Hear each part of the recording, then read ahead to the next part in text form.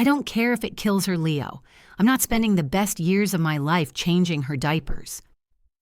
The voice, sharp and cold as shattered glass, sliced through the quiet hum of my upscale kitchen. It was my daughter-in-law, Sloane. I froze the ceramic mug I was holding poised halfway to the dishwasher. My heart didn't just sink.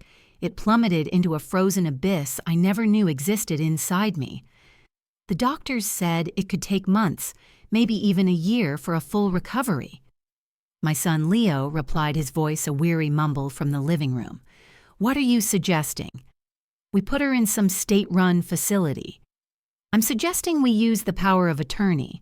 We sell this house, it's a gold mine in this market, liquidate her assets and use the money to get her the best round-the-clock care somewhere. Sunny. Arizona, maybe. Far away. We can't have her here, Leo. It will ruin everything. The smell of sickness alone. And what about the gallery opening next month? I can't be seen with dark circles from playing nurse."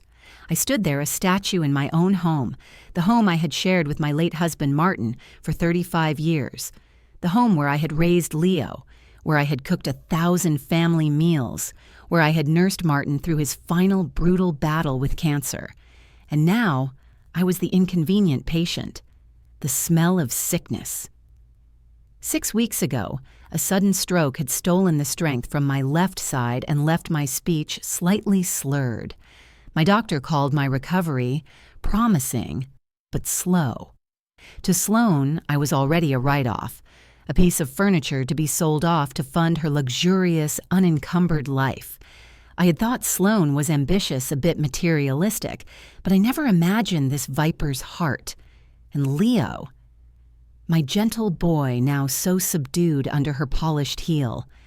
The betrayal was a physical blow, a cold nausea that rose in my throat.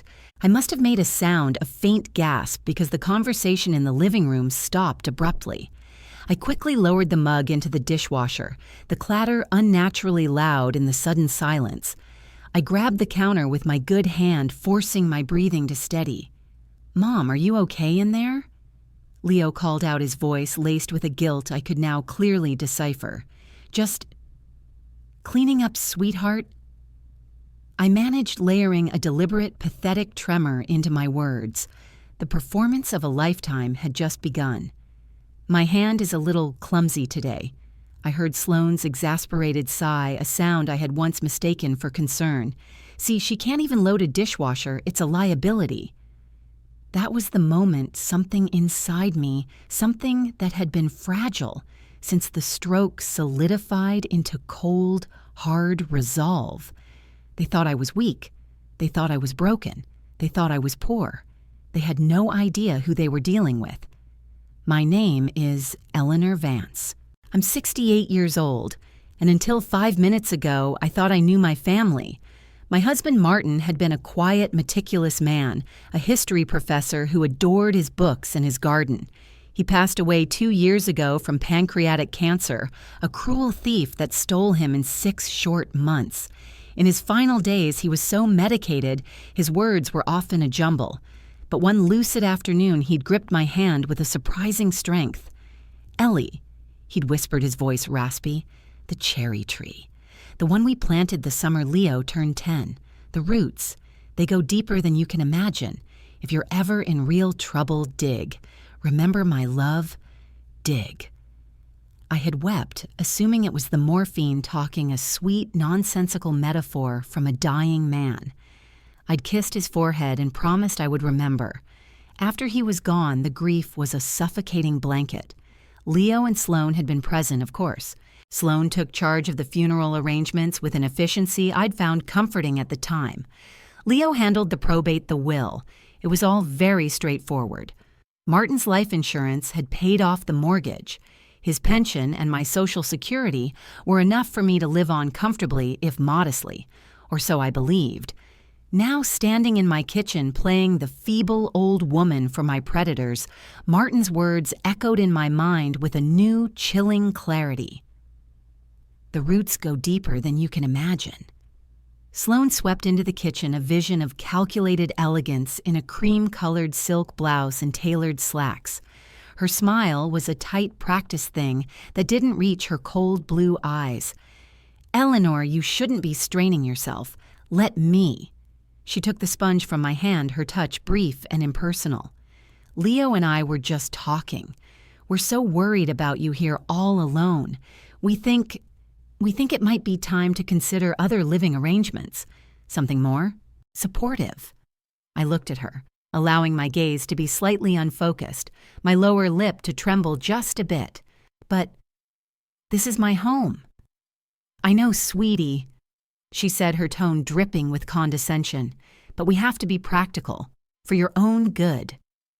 She patted my shoulder, a gesture devoid of any real warmth. "Why don't you go rest? We can talk more about this tomorrow." I nodded meekly and shuffled out of the kitchen, leaning heavily on the wall for effect. As I passed the living room, I saw Leo staring out the bay window, his shoulders slumped. He couldn't even look at me. The boy I'd read stories to, the man I'd helped through college, was now complicit in my erasure. I made my way to my bedroom, mine and Martin's bedroom, and closed the door softly. The performance was over. I stood straight, the weakness falling away from my posture like a discarded cloak. My heart hammered against my ribs, not from fear, but from a fierce, burning anger. I walked to the window that looked out over the backyard. There in the center of the lush lawn stood the cherry tree. It was in full glorious bloom, a cloud of pale pink against the spring sky. Martin and I had planted it together, a celebration of our son's 10th birthday. Leo had helped us water it, his small hands cupped carefully around the watering can. Dig. It wasn't a metaphor. The moon was high, a silver coin in a velvet sky, when I finally moved. The house was silent. Leo and Sloane asleep in the guest room. My son a guest in his childhood home, waiting to evict his mother. I pulled on a dark hoodie and a pair of gardening gloves. Taking a small trowel from the garage, I slipped out into the cool night air. The scent of cherry blossoms was overwhelming, sweet and poignant. I knelt at the base of the massive tree, my bad leg protesting. I ignored the pain. I started to dig the trowel, slicing easily into the soft, loamy earth. I didn't know what I was looking for. A box A chest. After digging about 2 feet down, my trowel hit something hard and metallic. My breath hitched. I dug faster, my hands scraping away the soil. It was a heavy-gauge aluminum lockbox, about the size of a large briefcase sealed tight against the elements. It had no visible lock, just a keypad. My mind raced. A code. What was the code? Martin's birthday, mine Leo's. Our anniversary. Then I remembered. The summer we planted the tree. Leo's 10th birthday. I typed in the date 061-84. A soft, satisfying click echoed in the quiet night. I lifted the lid. There were no stacks of cash, no glittering jewels. Instead, the box was filled with neatly organized documents. I lifted out a thick-bound portfolio. On the front, in Martin's precise academic handwriting, was a title, The Vance Legacy Trust. I opened it, and there, under the pale moonlight, my world fractured and reassembled in an entirely new shape. I wasn't Eleanor Vance's modest widow. I was Eleanor Vance's sole beneficiary of a multi-million-dollar fortune. The documents detailed a vast and secret financial empire Martin had built over 4 decades. While he was teaching about the fall of empires, he was quietly building one of his own. There were deeds to commercial properties in a revitalizing downtown district I'd never visited. There were stock certificates for tech startups that had since become household names. There was a controlling interest in a boutique hotel chain, and there, listed as the trust's most valuable liquid asset, was a numbered offshore account with a balance that made my head spin. Martin, my quiet, bookish husband, was a genius investor, and he'd hidden it all from everyone, including me. To protect you. A letter tucked inside the portfolio began, to protect you from greed, from opportunists, from the very people who might pretend to care for you while coveting what you have. I've watched too many families destroyed by money. Our love was never about that. Remember me for our life together, not for this. But if you are reading this, my darling Ellie, it means you need it. Use it. Be fierce." Tears streamed down my face, hot and silent. They weren't tears of joy for the money, but of awe for the man I had married, and of profound, soul-crushing grief for the son who had chosen so poorly. Sloane thought she was going to sell my house and park me in Arizona. She thought my life was a small, manageable asset to be liquidated. She had no idea that the roots of this family tree were wrapped around a fortune she couldn't even comprehend, and I was just beginning to understand how deep they truly went. I sat on the cold ground, the aluminum box, a stark reality in my lap, the documents spread around me like fallen leaves. The numbers on the pages weren't just figures, they were weapons. They were freedom. Martin hadn't just left me money, he had left me an arsenal.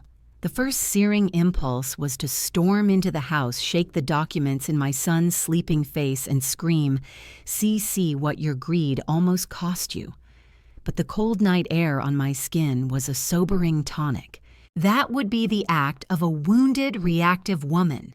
Martin hadn't entrusted this to a reactive woman. He had entrusted it to a strategist. I carefully gathered every paper, every deed, every stock certificate. I placed them back in the box, closed the lid, and heard the soft click of the lock re-engaging.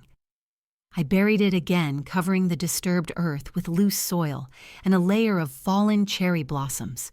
The tree stood sentinel, its secret safe once more. Back in my room, I didn't sleep. I sat in the dark at the small writing desk Martin had built for me, a single lamp casting a pool of warm light. I began to make a plan. It wasn't enough to simply have the money. I had to control it, understand it, and wield it with the precision Sloane had used to wield her cruelty. The trust documents pointed to a law firm as the executor Sterling and Crest, located in a gleaming downtown skyscraper I'd only ever passed by. According to the papers, a man named Arthur Crest was the primary attorney. He had been Martin's freshman roommate in college, a fact that stunned me. Martin had never mentioned him. Another secret, another layer. The next morning, I leaned into my performance with a newfound grim determination. At breakfast, I let my hand tremble as I poured orange juice, spilling a little on the tablecloth. "Oh dear," I murmured, my voice wavering. "I'm so sorry. I'm just so tired." Sloane exchanged a loaded look with Leo. "It's okay." Mom Leo said, his voice thick with a guilt I now found contemptible. He jumped up to get a cloth. Eleanor Sloane said, her tone sweetly poisonous. "We were serious about our conversation. We've already taken the liberty of contacting a few excellent assisted living facilities. There's one in Sedona with breathtaking views. We could have you settled in within a month." A month? They were moving fast. The vultures were circling and they were hungry. "So soon?" I asked, allowing my eyes to well with tears. "But my doctors are here, my friends. We'll find you new doctors," Sloane said smoothly. "And at your age, making new friends is part of the adventure." At your age. The condescension was a physical slap. I looked at Leo, pleading with my eyes. He looked away, focusing intently on wiping up the spilled juice. Let me just think about it, okay?" I whispered. "It's a lot to process." "Of course," Sloane said, her smile victorious. She thought I was broken. She thought she had won. The moment they left the house, Sloane for her gallery, Leo for his job as a mid-level marketing manager, I moved. I shed the feeble widow act like a second skin. I dressed in the most elegant outfit. I owned a simple but well-tailored navy blue dress and a string of pearls Martin had given me for our 30th anniversary. I looked in the mirror and saw not a stroke victim, but Eleanor Vance, heir to a fortune.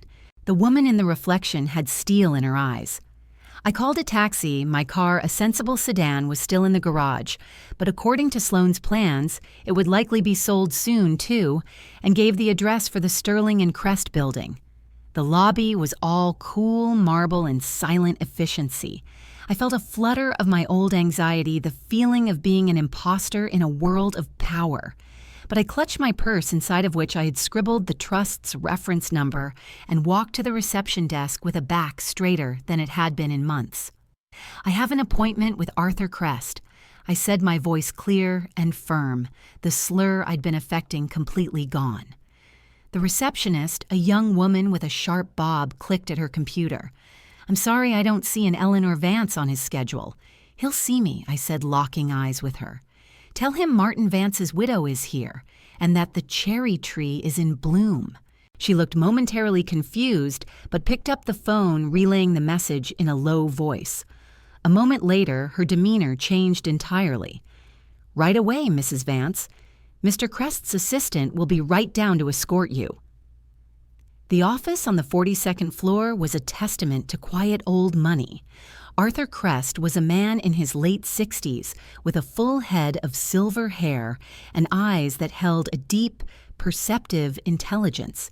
He stood as I entered, coming around his massive oak desk to take both my hands. "Eleanor," he said, his voice warm and surprisingly gentle. "My God, Martin spoke of you so often. I feel I know you. I am so deeply sorry for your loss." "Thank you," I said, my composure wavering for a moment at the genuine kindness in his voice. "When you mentioned the cherry tree," he continued, guiding me to a plush chair, "I knew the day had come that Martin always feared and prepared for. Is everything all right?" And so I told him. I told him about the stroke, about the slow recovery, about Leo's presence that I'd mistaken for love, and about the conversation I'd overheard. I told him about Sloane's plan to sell my house and warehouse me in Arizona. I did not cry. I spoke with a cold, clean fury that seemed to surprise even me. Arthur Crest listened, his expression growing graver by the minute. When I finished, he leaned back in his chair, steepling his fingers. "Martin was my best friend," he said quietly, "and the smartest man I ever knew. He saw the way the world worked. He saw how money could twist people, even good people. He created the Vance Legacy Trust to protect you from exactly this. Every single asset is held in the name of the trust, with you as the sole beneficiary, and upon a triggering event, which your medical crisis certainly qualifies as the sole controlling trustee." "What does that mean in practical terms?" I asked. "It means, Eleanor, that you are now one of the wealthiest women in this state. It means that your house cannot be sold without your express permission. It means that every property, every stock, every dollar in that offshore account is yours to command. Leo and Sloane have no legal claim to any of it. None." The words washed over me a tidal wave of validation. "And the power of attorney they mentioned revoked," Arthur said with a dismissive wave. "The instant you became trustee, it's null and void. They have no more legal authority over you than they do over me." I took a deep, shuddering breath. The relief was so profound it was almost dizzying. "Good." Arthur studied me. "Most people in your position would want to confront them immediately or simply cut them off."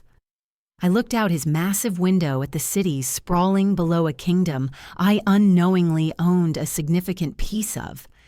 "That's what they expect," I said softly. "A reaction, tears, pleading, or a messy legal battle. Sloane would love a legal battle. It would be drama. A story to tell her friends. But she doesn't get a story. She gets a lesson." A slow smile spread across Arthur's face.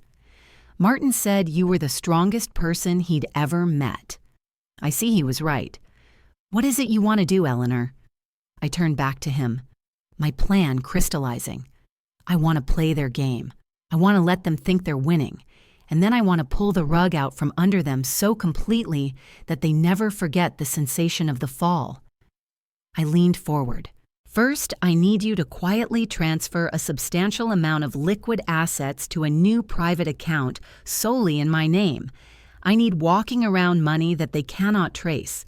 Second, I need you to begin the process of formally transferring the title of my personal residence back into my name from the trust, but discreetly. I want it to seem like I'm just a little old lady signing whatever papers they put in front of me. And the beach house, Arthur asked, consulting a file. The one in Cape Cod, I hadn't even remembered we owned a beach house.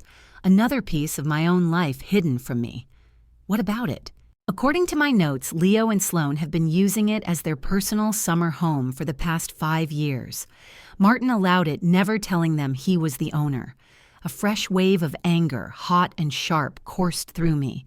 They had been enjoying my property, living a lavish lifestyle funded by my husband's genius, all while plotting to discard me. The hypocrisy was breathtaking. "Let them keep using it," I said, my voice ice. "For now." Arthur nodded, making a note. "And what is the end game, Eleanor? When do you reveal your hand?" I thought of Sloane's cold eyes, of Leo's averted gaze. "When they're at their most confident," I said, "when their bags are packed for my exile, when they can already taste the money, that's when they'll learn that it was never theirs to spend." I left Sterling and Crest an hour later, a new bank card and a renewed sense of self tucked into my purse. The city looked different. The streets weren't just places I passed through, they were canyons of assets I owned. The people rushing past weren't strangers, they were potential players in a game they didn't know we were playing. When I returned home, I carefully reassumed my role. I let my shoulders slump. I let a slight drag return to my left foot. Sloane was there, arranging brochures for Arizona facilities on the coffee table. "There you are, Eleanor," she said, not bothering to ask where I'd been. "I found the most wonderful place. Look at the pool." I picked up the brochure, making my hand tremble. I looked at the glossy pictures of smiling, silver-haired strangers by a turquoise pool. I thought of my cherry tree, my home, my city. I looked at Sloane and gave her a frail, watery smile. "It looks lovely, dear," and inside I made a silent promise. "You will never swim in that pool. You will never sell this house. You will never forget the day you underestimated Eleanor Vance." The game was afoot. The following weeks became a masterclass in duplicity. I moved through my own life as a ghost of my former self, a carefully constructed caricature of decline. I practiced my limp until it was second nature, let my sentences trail off into confused mumbles and feigned exhaustion after the simplest tasks. Sloane watched me with the satisfied scrutiny of a farmer, watching a lame horse already counting the insurance payout. Meanwhile, in the shadows, I was being reborn. With the funds Arthur Crest had secured for me, I hired a private physical therapist who came to the house while Leo and Sloane were out. She was a no-nonsense woman named Maria, with kind eyes and hands of steel.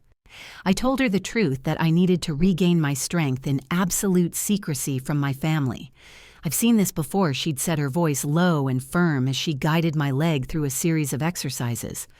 Not the money part, but the family part. "You get strong, Mrs. Vance. We'll make them regret they ever doubted you." And I was getting strong. The slur in my speech vanished during our sessions. The weakness in my left side retreated under Maria's relentless, encouraging pressure.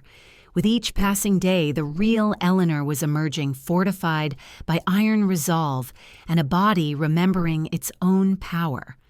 My afternoons were for education. Arthur Crest became my tutor in the language of my new life. We met in discreet locations, a quiet corner of the public library, a private room at a members-only club he arranged for me to join. He spread documents across the table, a cartographer unveiling the map of my own kingdom. "This is the commercial real estate portfolio," he'd say, pointing to a list of addresses. "These 3 buildings downtown are fully leased to tech firms. The monthly revenue is substantial." He showed me the deeds to the boutique hotel chain, the Oberon Group. There were 6 of them scattered in affluent coastal towns. I was the majority shareholder. "And this," he said, sliding a single sheet of paper toward me, "is the one I think you'll find most personally significant." It was the deed for the beach house in Cape Cod. Not just the deed, but a history of its expenses. I saw the records for a new roof, a state-of-the-art kitchen renovation, a heated pool installation, all paid for by the trust over the last 5 years. All while Leo and Sloane vacationed there, believing it was their own little slice of paradise, never questioning the source of the funds for their luxuries. They think they've been so clever, I murmured, tracing the outline of the property with my finger. Living a life they didn't earn on money they didn't know existed. Indeed, Arthur said, the arrogance is staggering. But the most shocking revelation came when Arthur handed me a slim folder. This is the corporate structure for Sloane Gallery LLC. I opened it confused. Why do I need this? Because Eleanor, Arthur said, leaning forward, you don't just own a majority stake in it, you own 90%. Martin was the silent angel investor who launched her business 5 years ago. The air left my lungs. I stared at the papers, the numbers swimming before my eyes. The gallery was Sloane's pride and joy, her ticket into the city's cultural elite. She preened about being a self-made success, a visionary who had built her empire from the ground up. She had built it on my husband's money. The hypocrisy was so profound, it felt like a physical force. She doesn't know I finally managed to ask. Martin insisted on complete anonymity. He liked Sloane's ambition, at first saw a spark of something in her. He wanted to give her a leg up, but he also wanted a controlling interest to protect the investment. She believes her primary investor is a reclusive European financier who communicates only through lawyers. My firm handles those communications. A slow, cold smile spread across my face. Sloane's entire identity, her sense of superiority, was a fiction I owned the copyright to. The final piece of my plan clicked into place. It wasn't just about preventing my exile anymore. It was about reclaiming every piece of my life they had taken for granted, every foundation they had built upon my family's secret wealth. At home, the performance continued. One evening, Sloane presented me with a thick stack of papers.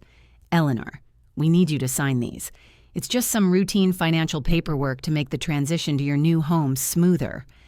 I put on my reading glasses, making a show of holding the pages too close to my face, letting my hand shake. It was a new power of attorney even more sweeping than the last, and documents authorizing the sale of my house.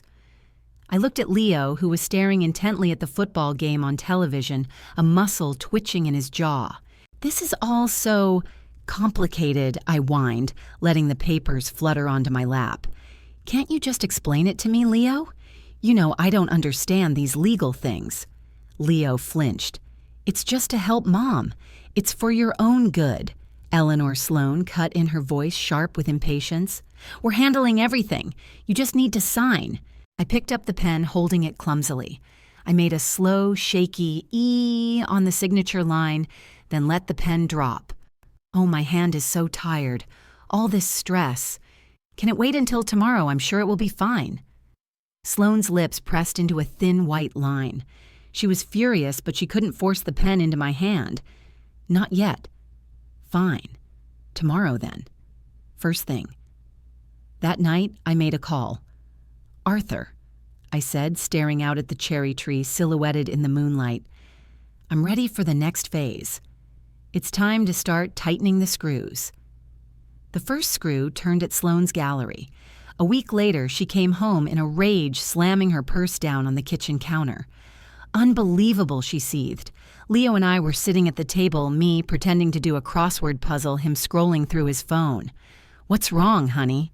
Leo asked. The investor. That damned anonymous European. His lawyers are suddenly demanding a full independent audit of the gallery's finances. Now, right before my biggest opening of the season, they're talking about financial irregularities. Her face was pale. If he pulls his funding, I'm finished. Leo looked worried. What kind of irregularities? How should I know? She snapped.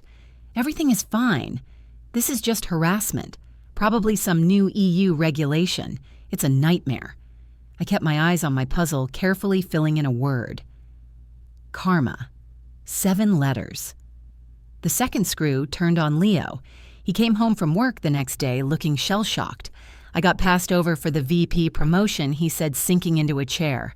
They gave it to Jessica from the Chicago office. They said my focus seems divided and cited my pending family leave to handle Mom's transition. Sloane stared at him aghast. They can't do that. That's discrimination? They just did. Leo said, his voice hollow. They said it wasn't a punishment, just a practical decision given the circumstances. The circumstances they had created. The circumstances I was now expertly manipulating through a few well-placed calls from Arthur Crest to contacts at Leo's firm. I had wanted them to feel pressure, to feel the ground becoming unstable beneath their feet. They were so busy looking at me as the source of their problems, they never thought to look behind the curtain. The final piece of my short-term plan was the most audacious. I waited until they were both out, then I called a cab. I went to a luxury car dealership downtown. A young, eager salesman approached me. "Looking for something for your grandson, ma'am," he asked with a condescending smile. I gave him a cool, level gaze. "For me, I'd like to test drive the top-of-the-range Audi SUV, the fully loaded one." An hour later, I was signing the paperwork, paying in full from my private account. I didn't need a car. I had a perfectly good one in my garage. But I needed a symbol, a reminder of my own agency. When I pulled up in the gleaming black behemoth, Leo and Sloane were just arriving home. They stood on the driveway, staring as if I'd descended from a spaceship. Mom, Leo asked, his brow furrowed in confusion. "What is this? Where did you get that car?" I killed the engine and stepped out, standing straight without any affectation of a limp. I met Sloane's shocked gaze. "Oh, this old thing," I said, my voice clear and steady. I felt like treating myself. "You're always saying I need to be more independent." I tossed the keys in my hand, a casual, powerful gesture. The look on their faces, a mixture of confusion, dawning suspicion, and sheer, unadulterated shock, was more satisfying than any physical therapy session, any legal document, any bank statement. The feeble widow was gone. The predator was awake, and she was just starting to hunt.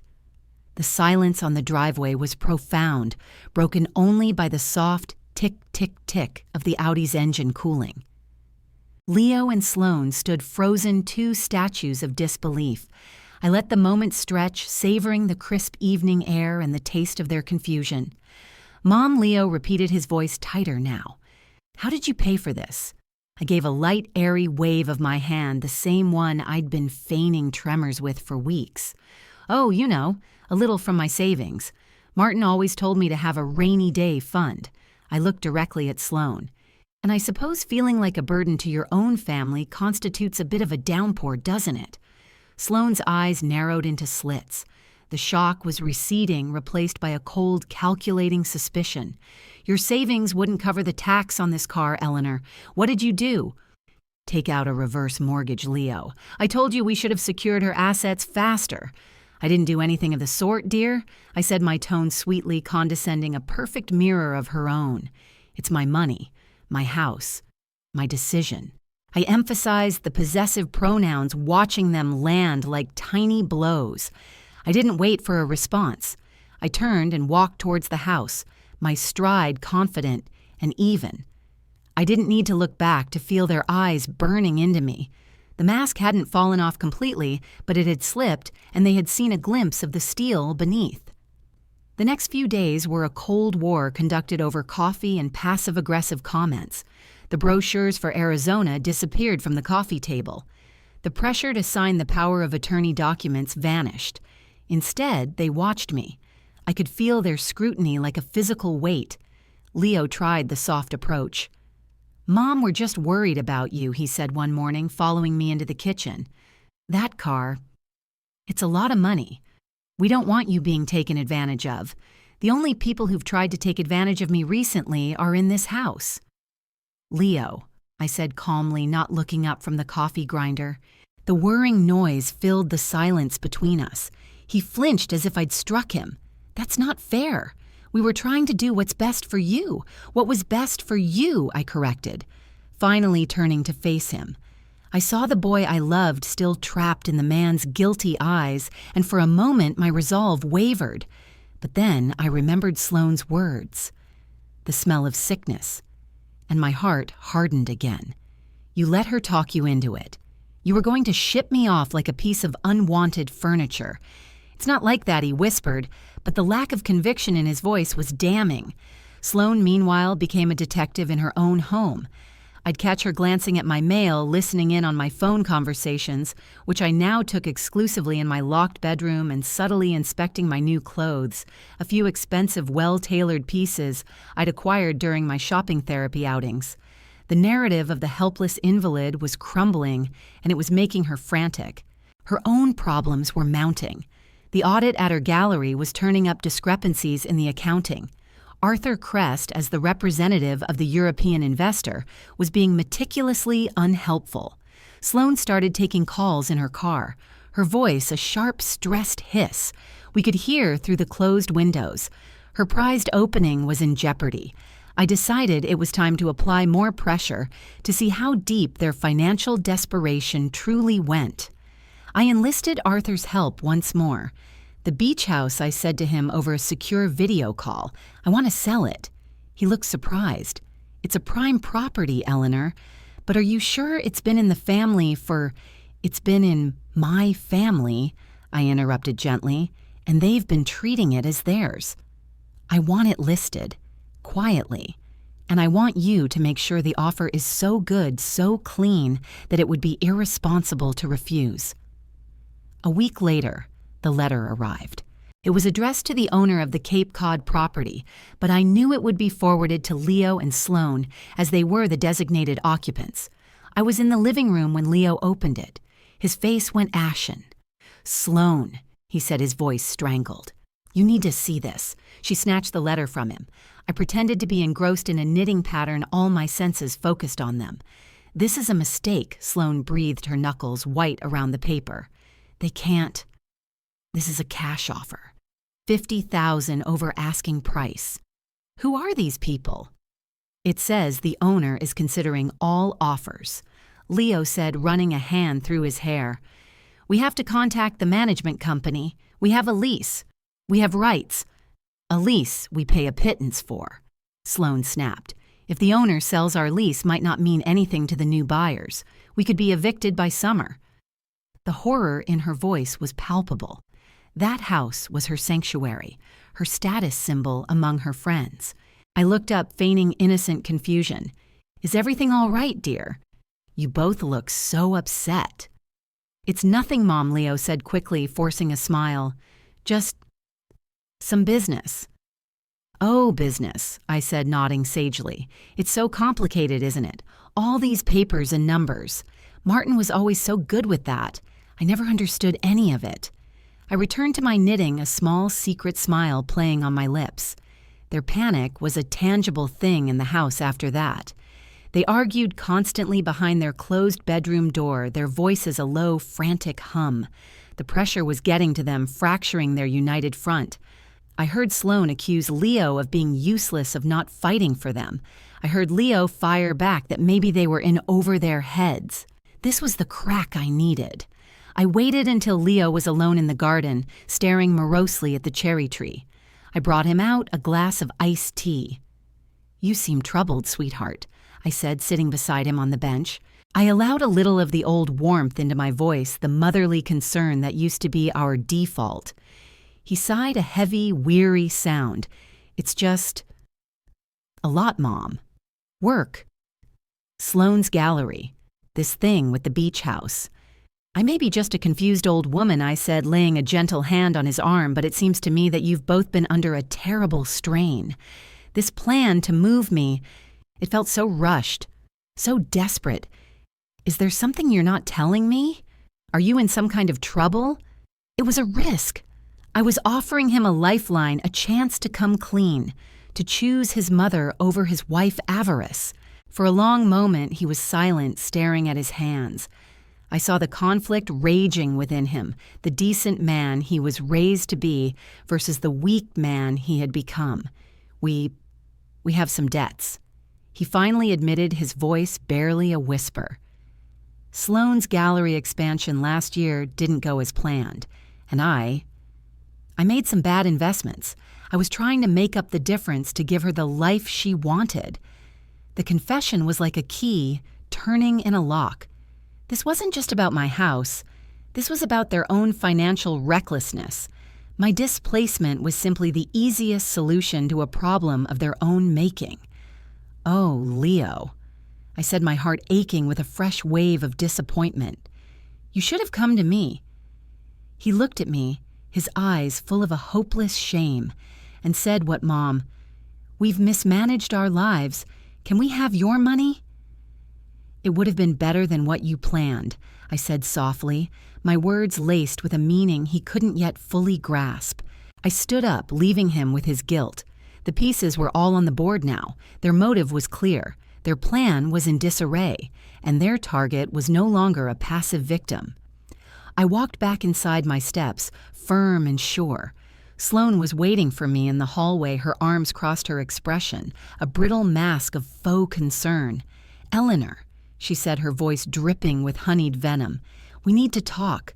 About the car. About everything. I think it's time we had a family meeting. No more secrets. I met her gaze, my own calm and unwavering. I couldn't agree more, Sloane, I said. No more secrets at all. The stage was set for the confrontation. And this time, I wouldn't be playing the role of the victim. I would be the judge, the jury, and the executioner. The family meeting was Sloane's idea, but I would be the one conducting it. She had chosen the battlefield, our living room, but I had spent weeks fortifying it with hidden truths and loaded weapons. I took my time preparing. I dressed in a crisp white blouse and tailored black trousers, an outfit that spoke of authority, not infirmity. I applied a subtle touch of makeup enough to accentuate the sharp clarity in my eyes. When I looked in the mirror, the transformation was complete. The woman staring back was Eleanor Vance, CEO of her own life. They were already seated when I entered. Sloane perched on the edge of the sofa, a legal pad on her lap, every inch the concerned executive. Leo slouched in an armchair, looking like a schoolboy awaiting a reprimand. The air was thick with unspoken accusations. Eleanor. Sloane began her tone, sickly sweet. We're so glad you agreed to talk. We're concerned. Your behavior has been erratic. The car, the secretive outings. We fear you may not be in your right mind, that you're being influenced, or that the stroke has affected your judgment. She was going for the incompetence angle. I had expected nothing less. I didn't sit. I stood before the fireplace, my posture erect, my hands calmly clasped in front of me. My judgment has never been clearer, Sloane, but thank you for your concern. Leo leaned forward. Mom, please. We're just trying to understand. Where did you get the money for the car? I bought it with money that belongs to me. I said, my voice even and calm. A novel concept I know. Sloane's patience snapped. This is what we're talking about. That attitude. The Eleanor we knew would never be this reckless or this cruel. Cruel. I let the word hang in the air for a moment. You have a rather unique definition of cruelty, Sloane. I suppose it's not cruel to plot to sell a woman's home out from under her, to discuss the smell of sickness, as if she were already in the ground. The color drained from Leo's face. Sloane's jaw tightened, but she didn't deny it. You were eavesdropping. I was in my own kitchen. I corrected my voice, dropping to a dangerous quiet. You were plotting my disposal in my own home. I'd call that a failure of basic decency on your part, not a breach of privacy on mine. Mom, we were stressed. Leo began, his voice pleading. Don't... I cut him off, my gaze slicing toward him. Don't insult me by making excuses. You were stressed about the debts from Sloane's failing gallery and your own bad investments. So your solution was to package me up and sell off my life to fund yours. You weren't stressed, Leo. You were greedy, and you were weak. Sloane stood up, her composure cracking. That's enough. I will not be spoken to like this in my own house. I actually laughed, a short, sharp sound without any humor. Your house, oh Sloane. That's where you've always been most mistaken. I walked to the mantelpiece and picked up a small framed photo of Martin and me planting the cherry tree. This was never your house. And the beach house in Cape Cod you're so desperate to hold on to, the one with the new kitchen and the heated pool you enjoyed so much, that was never yours either. Leo looked bewildered. What are you talking about? We rent it from... You rent it from the Vance Legacy Trust. I said, placing the photo back with deliberate care. A trust established by my husband of which I am the sole trustee. Every upgrade, every repair, every tax bill on that property for the last 5 years was paid for by Martin, by me. You were living in my second home on my charity while you plotted to make me homeless. The silence was absolute. Leo looked as if I'd struck him. Sloane stared, her mind visibly racing, trying to find a foothold in this new inverted reality. "That's not possible," Leo whispered. "It gets better?" I continued, turning my attention fully to Sloane. "Your gallery, Sloane. Your proud, self-made empire. How is the audit going, by the way?" Her eyes widened in dawning horror. She took a step back. "The reclusive European financier you've been dealing with, the one whose lawyers are making your life so difficult." I paused, letting the truth land with the force of a hammer. "That's me. Martin was your angel investor. I am your majority shareholder. Your entire business, your reputation, your very identity. It's all built on a foundation of my husband's money and my current benevolence, which I assure you has just run out." Sloane made a small, choked sound. She sank back onto the sofa, the legal pad sliding from her lap to the floor. The look on her face, the utter collapse of her arrogant facade, was a vindication I felt in my bones. Leo was crying silent tears, his face buried in his hands. "Dad, why didn't he tell me?" "Because he knew," I said, my voice softening slightly, though my resolve did not. "He knew the kind of man you were becoming under her influence. He did it to protect me, to protect us from this exact moment." I walked to the window and looked out at the cherry tree, its branches swaying gently in the breeze. "He left me everything, Leo. Not just this house or the beach house or a stake in a gallery. He left me a fortune you were so eager to get your hands on that you were willing to throw your own mother away." I turned to face them, the full weight of my authority in the room. "The power of attorney you tricked me into signing is void. The plans to sell this house are terminated. The offer on the beach house has been accepted. The new owners will take possession in 60 days. I suggest you remove your belongings." Sloane found her voice a ragged, furious thing. "You can't do this. I'll fight you. I'll sue.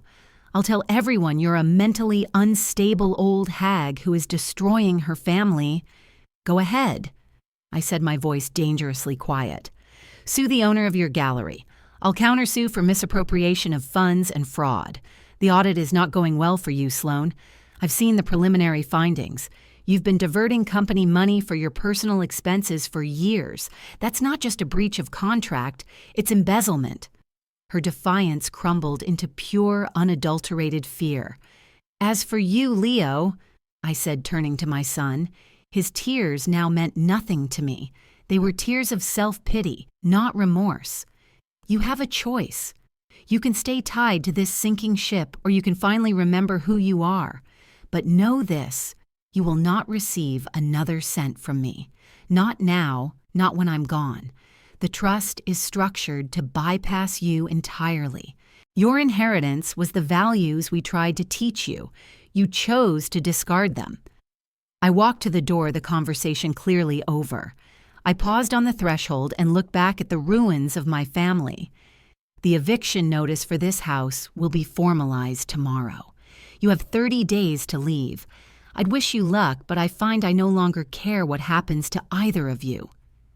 I left them there in the silent, shocked wake of my truth. I didn't go to my room. I went outside to the bench under the cherry tree. I placed my hand on its rough bark, the connection to Martin, a tangible comfort. It was done. The revelation was complete. The vengeance was served cold and precise. But as I sat there in the twilight watching the petals drift down like pink snow, I felt no triumph. Only a profound, echoing emptiness. I had won the war. I had secured my home, my fortune, my independence. And in the process, I had obliterated the last living connection to the family I had spent a lifetime building. The victory was absolute, and it tasted of ashes. The silence in the house after they left was a physical presence. It wasn't the peaceful quiet I had craved for months. It was a heavy, hollow emptiness that echoed with the ghosts of my shattered family. I had expected to feel a surge of power, of righteous triumph. Instead, I felt old. For the first 2 days, I simply wandered. I traced the patterns in the hardwood floors Martin had lovingly refinished. I ran my fingers over the countertops where I'd prepared thousands of meals. I sat in Leo's old room, now a sterile guest room stripped of his childhood, and tried to remember the sound of his laughter. The victory I had so meticulously engineered felt like a bomb I had detonated at the center of my own life. The legal machinery, however, waited for no one's grief. Arthur Crest called his voice brisk and efficient. The eviction notice has been served. I've also formally notified Sloane Gallery LLC of the termination of her operating agreement and the commencement of fraud proceedings.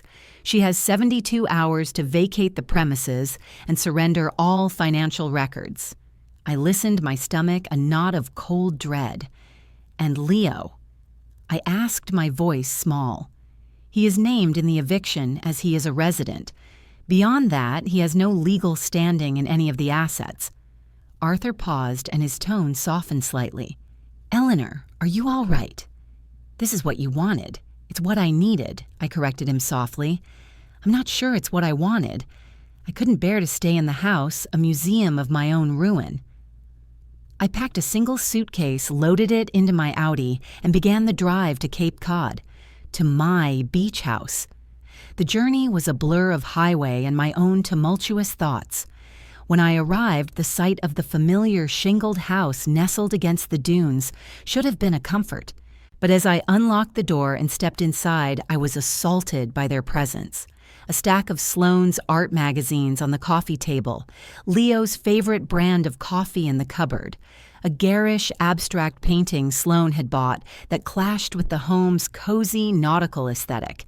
It wasn't my sanctuary. It was their vacation rental, and I was the intruder. I spent the first day engaged in a furious, cathartic purge. I boxed up their clothes, their toiletries, their books. I took down the awful painting and put it in the garage. I stripped the beds and washed the linens, trying to erase the scent of their life from mine. It was exhausting physical labor, but with every box taped shut, I felt a little lighter, a little more in control. At night, the silence by the ocean was different from the silence in my suburban home. It was vast and roaring, filled with the rhythm of the waves instead of the echoes of betrayal. I would sit on the deck, wrapped in a blanket, and listen to it. The immense indifferent power of the sea put my own human drama into perspective. My heart was broken, but the world continued to turn. A week after my arrival, my phone rang. It was Leo. I let it go to voicemail. He didn't leave a message. The next day, he called again and again. On the fourth day, a letter arrived forwarded from my home address. His handwriting on the envelope was unmistakable. My hands trembled as I opened it. This was no legal document. This was my son. Mom. I don't know if you'll read this. I don't deserve for you to. I'm staying in a hotel. Sloane and I were finished. It was over the moment you walked out of the room. The things you said, I can't unhear them. I can't unsee the person I've become. I've been walking around for days feeling like I'm covered in something filthy. The truth. You were right. I was weak. I was so desperate to keep her to be the man she wanted that I let her convince me that the easiest solution to our problems was to create a much bigger one for you. I betrayed you. I betrayed Dad. I betrayed everything you both taught me. I'm not asking for forgiveness. I know that's not possible. I'm just writing to say that I am so sorry. The look on your face when you told us about the trust. I will see it for the rest of my life. You looked at me not with anger, but with a disappointment that felt like dying. I've resigned from my job. I need to figure out who I am without Sloane, without the illusion of money I didn't earn. I don't know where I'm going yet. I just wanted you to know that I heard you. Finally. Leo. I read the letter 3 times. The tears that came now were different from the angry, bitter ones I'd shed before. They were hot and cleansing, washing away some of the residue of my own hatred. He wasn't blaming Sloane. He was taking responsibility. It was a start. It didn't fix anything, but it was a single fragile thread where before there had been only a void. I didn't reply. Not yet. Some wounds needed to scab over without being picked at. Meanwhile, the world of Sloane continued to implode with spectacular force. Arthur kept me updated. She had indeed tried to fight hiring a lawyer and threatening to go to the press with a story of a vindictive mother-in-law. But when Arthur presented her with the evidence of her embezzlement, the personal vacations billed as artist retreats, the luxury handbags purchased as office supplies, her defiance collapsed.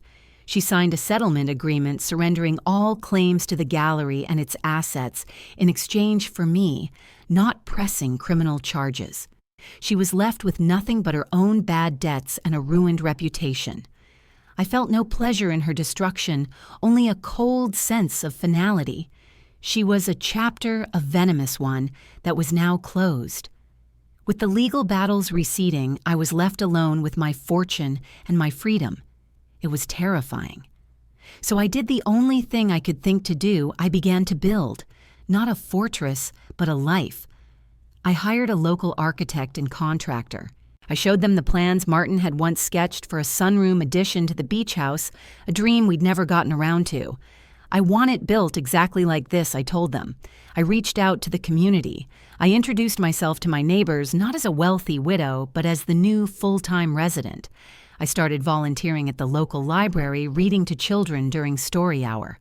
The simple, uncomplicated joy of a child's laugh was a balm to my soul. One afternoon, I was in the garden wrestling with a stubborn rose bush that had been neglected when a voice called from the gate. Need a hand with that? I looked up, shielding my eyes from the sun.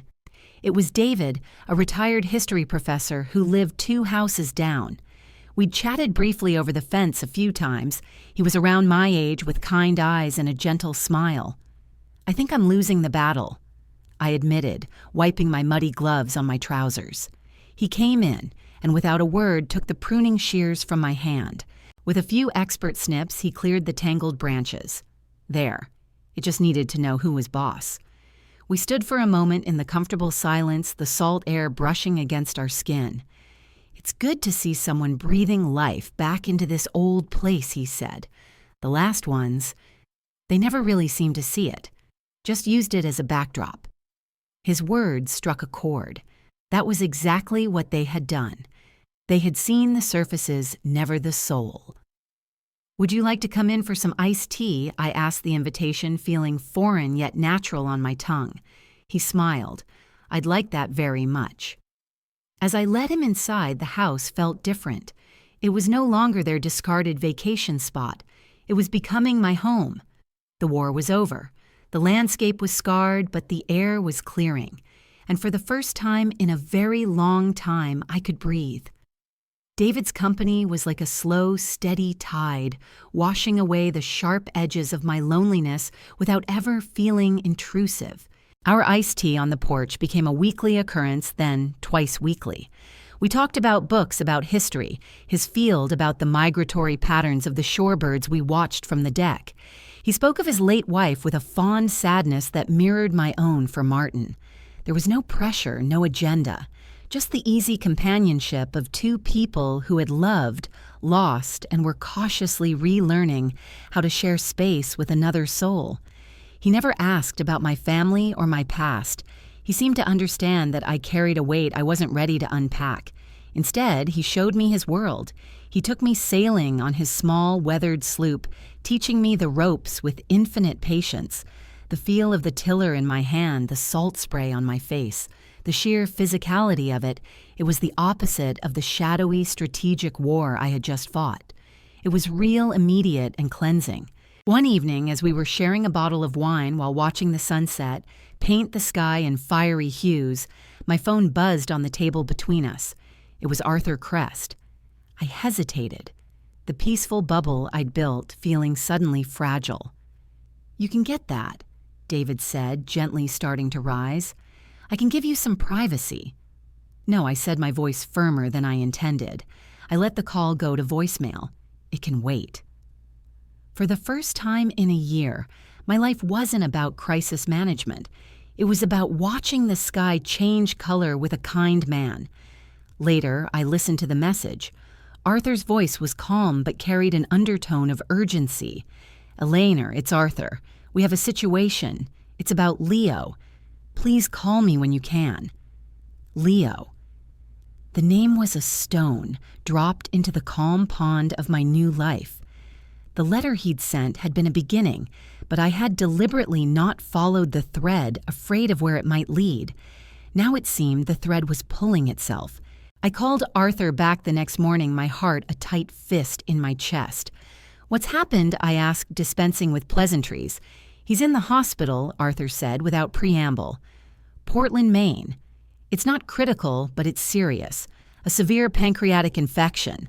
The doctors say it's been brewing for weeks, likely brought on by extreme stress and, well, from what I can gather, a significant amount of drinking after he and Sloane finally separated." The world tilted. All the cold fury I'd nurtured, all my righteous indignation, crumbled in an instant, replaced by a primal, terrifying fear. My son, my little boy, was sick and alone in a hospital in another state. "I'll call you back," I whispered and hung up. I stood in the middle of my beautiful, sun-drenched living room, the ocean roaring outside, and felt utterly paralyzed. The part of me that had been so brilliantly vindictive wanted to rationalize it. This is a consequence. This is what happens. But the mother in me, the one who had bandaged skinned knees and soothed childhood nightmares, was screaming. David found me there an hour later, still standing in the same spot, my phone clutched in my hand. He took one look at my face and guided me to the sofa. "Tell me," he said softly. The whole story tumbled out. Not the sanitized version I'd given him, but the ugly, brutal truth. The overheard conversation, the secret trust, the cherry tree, the calculated revenge, the eviction, Leo's letter. I held nothing back. I was too tired, too scared to maintain the facade of the composed, wealthy widow. When I finished, I expected to see judgment in his eyes. Instead, I saw deep compassion. "You did what you had to do to survive," he said, his voice steady. "A cornered animal will fight its way out, even if that animal is a mother." He paused. "But the fight is over now, Eleanor. The question is what happens next." "I don't know," I admitted, my voice breaking. "He's sick, and he's alone. And he's your son, David," said, stating it not as a guilt trip, but as a simple, unchangeable fact. I booked a flight to Portland that afternoon. The drive to the airport, the flight, the rental car, it all passed in a blur of anxious dread. I walked into the sterile, antiseptic-smelling hospital, my footsteps echoing in the hushed corridor. I found his room and paused outside the door, my hand on the handle, my courage failing. I took a deep breath and pushed it open. He was asleep, dwarfed by the mechanical bed and IV snaking from his arm. He was pale and had lost a disturbing amount of weight. He looked young and terribly vulnerable. The last traces of the arrogant, complicit man I had confronted were gone, stripped away by illness and despair. All I saw was my child. I pulled a chair close to the bed and sat simply watching him breathe.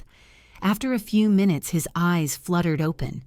They were hazy with medication and fatigue, but when they focused on me, they widened in disbelief. "Mom." His voice was a dry croak. "What? How are you here?" Arthur called me. I said, my own voice thick with emotion. I reached for the pitcher of water on his bedside table and poured him a glass, holding the straw to his lips. The simple maternal act felt like crossing a vast, desolate distance. He drank, then sank back against the pillows, his eyes never leaving my face. "I'm sorry," he whispered, fresh tears welling. "I'm so sorry, Mom. I know I said taking his hand. It was cold. I got your letter. I meant it. every word. I've been lost. I didn't know who I was without her, without the job. I just spiraled. We sat in silence for a long time, my hand holding his. The past was a chasm between us, but in that quiet, sunlit room, a single fragile bridge had been thrown across it. I stayed in Portland for a week. I spoke with his doctors, who confirmed the stress-induced nature of his illness and outlined a long road to recovery that would require dietary changes, abstinence from alcohol, and crucially, a stable, low-stress environment. I rented a small furnished apartment near the hospital for when he was discharged. I stocked the refrigerator with healthy food.